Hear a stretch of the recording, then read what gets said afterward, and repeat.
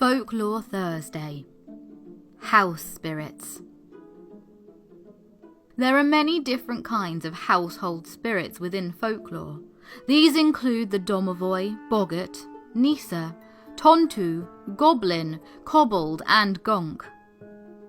One lovely story of a household spirit features a boggart who is very fond of his family indeed. Unfortunately, the Gilbertson family were not quite so fond of him, and having had enough of all of his pranks, they decided to pack up all their belongings and move away. When their stuff was loaded up on the cart, a friendly neighbour stopped by and asked the family what was happening. Before they had a chance to reply, the boggart stuck his head up out of the butter churn and told the neighbour, "We are moving." The little boggart hadn't even considered that the family would leave without him. Another popular household spirit is the Russian Domovoy. He is a very shy creature who is not often seen, but when he is covered in fur and is often mistaken for the family pet. Most of the time, people say that he resembles a very old man. The Domovoy is thought of as an oracle, and he can warn his family about future events. For example, if he pulled a woman's hair, it meant there was a danger of an abusive man. If he was seen weeping, then there would soon be a death in the family. The Domovoy is said to live under the threshold of the door or under the stove, and must be addressed as master to show proper respect. Some people like to leave him gifts of milk and biscuits as a way of thanking him and to ensure protection of their home. If the Domovoy of a house becomes unhappy, then it will play nasty tricks, such as leaving muddy footprints, making the walls creak, throwing pots and smashing plates. You can make the Domovoy happy again by leaving him gifts of salted bread or by giving him your old boots. All household spirits will be overjoyed if you leave out a bowl of rice pudding on Christmas Eve. You may have noticed a funny little bulbous-nosed fellow making an appearance more often during the holidays in recent years. If you're from Scandinavia, you're probably already very familiar with this little folklore creature. But if you live somewhere else, then his origins may be unknown to you.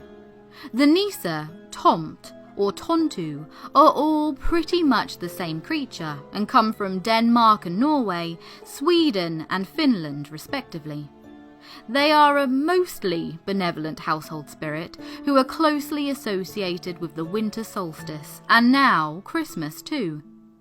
They are said to live within houses and act as guardians to the people living there, much like the Russian Domovoy. If they are happy, then they will help with housework and chores, but they are also quick to anger and will play mean tricks on those who have annoyed or offended them. If you spill something on the floor, you should always play it safe by shouting out a warning to the Nisa, who is said to live under the floors. And you can keep him happy with gifts of porridge and butter to be left out as an offering on Christmas Eve. They are said to look like a little old man and have long white beards and tall pointy hats, with their round nose only just visible poking out underneath. You may think that the Nisa or Tomt don't feature in folklore outside of Scandinavia, but there you would be mistaken.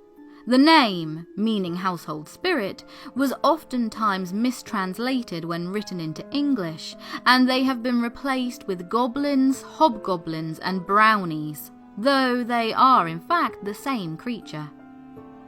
When we reach Christmas, this little creature is called Julissan or Jultontu, and he is often seen accompanied by the Yule goat.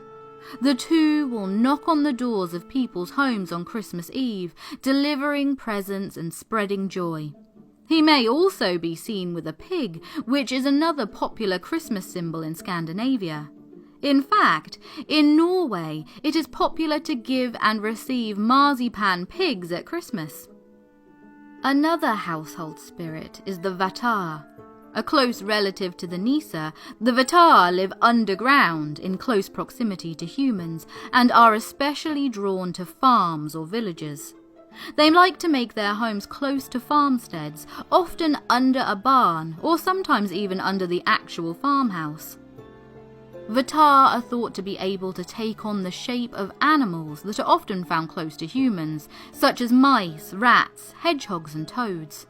If you ever happen across a suspiciously large toad, you should treat it with extra care and respect, as it might just be a Vatar in disguise.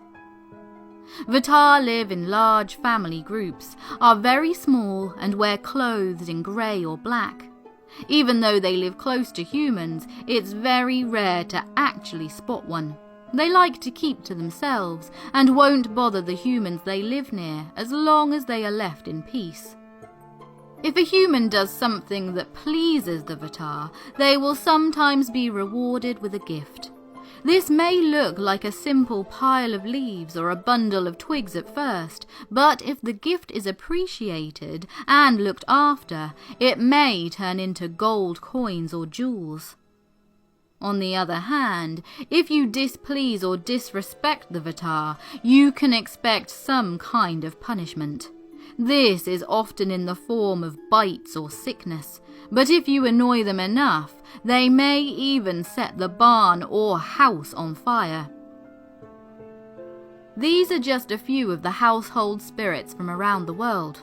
What other ones have you heard of, and have you ever seen one?